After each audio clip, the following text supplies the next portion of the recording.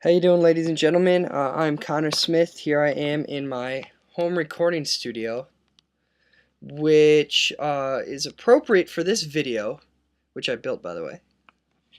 It's appropriate that I mention that for this video, because in this video I'm talking about a producer, and this producer that I chose goes by the name of DJ High Tech.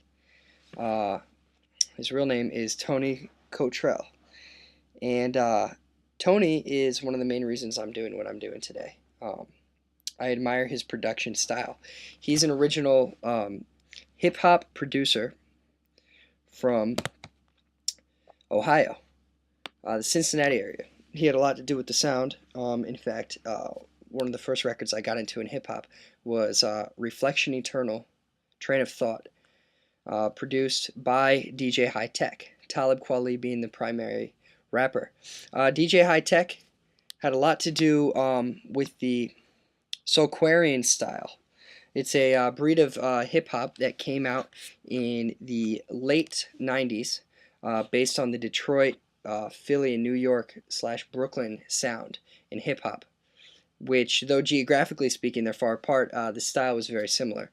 Some of these artists include Common Sense, also from Chicago, Talib Kweli from Brooklyn, Erykah Badu, very talented female R&B vocalist.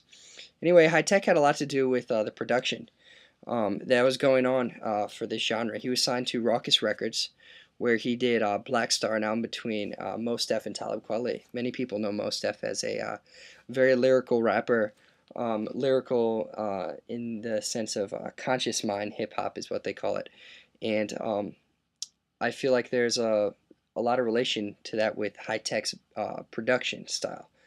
High Tech is very old school. Now he has a full SSL in his studio and he samples his own drums. He records them and he actually dumps them into his MPC 60, which was the first MPC that Akai made of the MPC series. And it has a very crunchy 12/14/16-bit sound. The converters inside of the box really add a crunch to the drums, which had a lot to do with the impact of the drums in the mid-90s and the sound that hip-hop had. And a lot of producers today are kind of losing touch of what really made hip-hop sound what it was. But DJ High Tech kept trucking along. He's done 3 solo albums. High Technology 1, 2, and 3, the first one under Rawkus. Then now he's working with Aftermath, which is Dr. Dre and Eminem's record label. He's worked with G-Unit, which is under Aftermath. Really changed his production style. He's done everything on his solo records. He's the lead producer. He raps on probably, I would say, 5% of the tracks that he produces. And his influences come a lot out of Detroit. Jay Dilla, the late and great Jay Dilla, who passed away. Samples Jimi Hendrix, soul, neo-soul sounds, Marvin Gaye, rock and roll. But he has a very unique sound, and it's crunchy, and it's real hip-hop.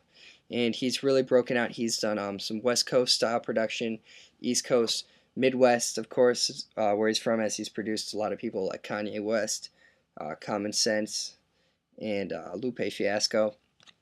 So High Tech's one of my favorite producers. He has a very unique approach.